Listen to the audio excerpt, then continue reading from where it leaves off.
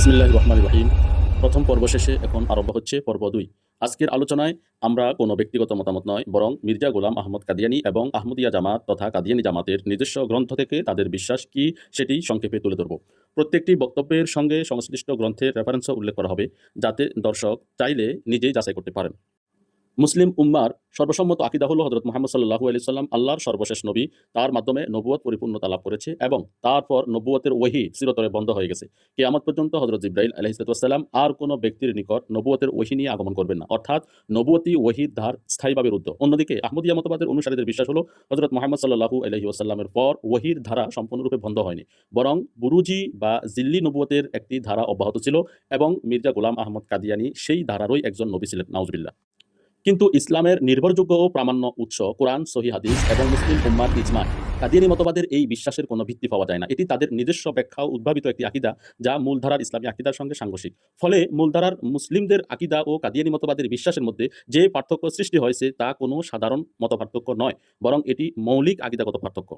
এখন আমরা তাদের নিজস্ব গ্রন্থের আলোকে বিষয়টি দেখব। একাদশত একটি ভুল সংশোধন বাংলা অনুবাদকৃত গ্রন্থ পৃষ্ঠা ৫, ৮ ও ১০-এ মির্জা গোলাম আহমদের বক্তব্যে নিজেকে নবী ও রসুল হিসেবে উপস্থাপনের দাবি আলোচিত হয়েছে। দ্বাদশত আল ওয়াসিয়াত বাংলা অনুদিত পৃষ্ঠা ২০, সেখানেও তার রসুল সম্পর্কিত দাবি উল্লেখ করা হয়েছে।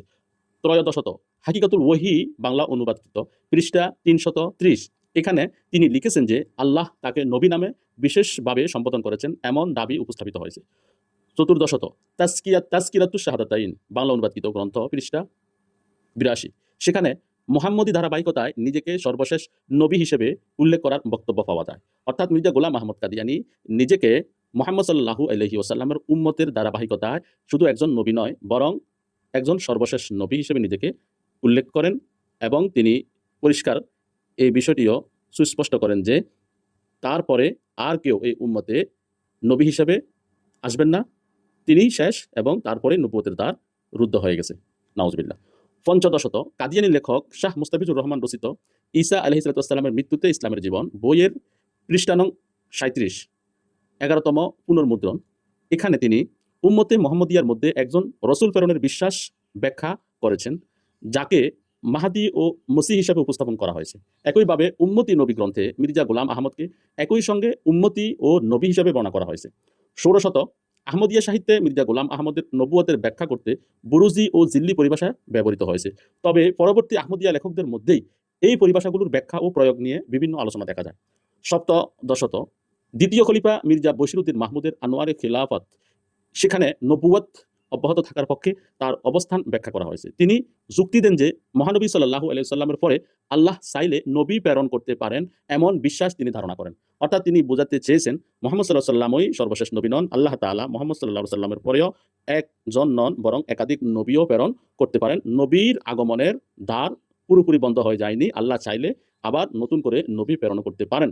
সেখান থেকে সে যে কনসেপ্টটা নিতে চেয়েছে, তার পিতা মির্জা গোলাম আহমদ কাদিয়ানীর নবী দাবিকে সে প্রত্যক্ষ এবং পরোক্ষ উভয় দিক থেকে সমর্থন এবং সে সত্য হিসেবে প্রমাণ করতে চেয়েছেন। ঊনবিংশত আহমদিয়া মতবাদের বিভিন্ন গ্রন্থে মির্জা গোলাম আহমদকে কেবল সংস্কারক তথা মুজাদ্দিদ নয়, বরং নবী ও রসুল হিসেবে উল্লেখ করা হয়েছে। ফলে তাদের অভ্যন্তরীণ ধর্মতত্ত্বে নবুয়তের বিষয়টি একটি কেন্দ্রীয় বিশ্বাস হিসেবে প্রতীয়মান হয়। বিংশত শেষে বলা যেতে পারে মূলধারার মুসলিমদের বিশ্বাস ও আহমদিয়া মতবাদের মধ্যে মৌলিক পার্থক্যগুলোর মধ্যে উল্লেখযোগ্য হলো মূলধারার ইসলামে হযরত মুহাম্মদ সাল্লাল্লাহু আলাইহি সাল্লামকে সর্বশেষ নবী হিসেবে বিশ্বাস করা হয় এবং তারপরে নবুয়ত সমাপ্ত বলে গণ্য করা হয়। আহমদিয়া মতবাদে মির্জা গোলাম আহমদের জন্য নবুয়তের এক বিশেষ ব্যাখ্যা উপস্থাপন করা হয়েছে, যা মূলধারার ইসলামী আকীদা থেকে ভিন্ন। মূলধারার ইসলামে কোরআন, সহিহ হাদিস এবং উম্মার ইজমাকে আকীদার ভিত্তি হিসেবে গ্রহণ করা হয়েছে। অন্যদিকে আহমদিয়া মতবাদ তাদের প্রতিষ্ঠাতার দাবির আলোকে নবুয়ত সংক্রান্ত পৃথক ব্যাখ্যা প্রদান করে। এই কারণেই বিশ্বের অধিকাংশ মুসলিম নয় শুধু, বরং সর্বসম্মত মুসলিম উম্মাহ এবং মূলধারার সকল ইসলামী প্রতিষ্ঠান আহমদিয়া মতবাদকে মূলধারার ইসলামী আকীদা থেকে পৃথক হিসেবে বিবেচনা করে থাকে। দর্শক শ্রোতাদের প্রতি অনুরোধ, যে কোনো সিদ্ধান্তে পৌঁছানোর আগে সংশ্লিষ্ট গ্রন্থ ও মূল রেফারেন্স নিজে যাচাই করুন এবং প্রামাণ্য ও স্বীকৃত আলেমদের ব্যাখ্যাও পর্যালোচনা করুন।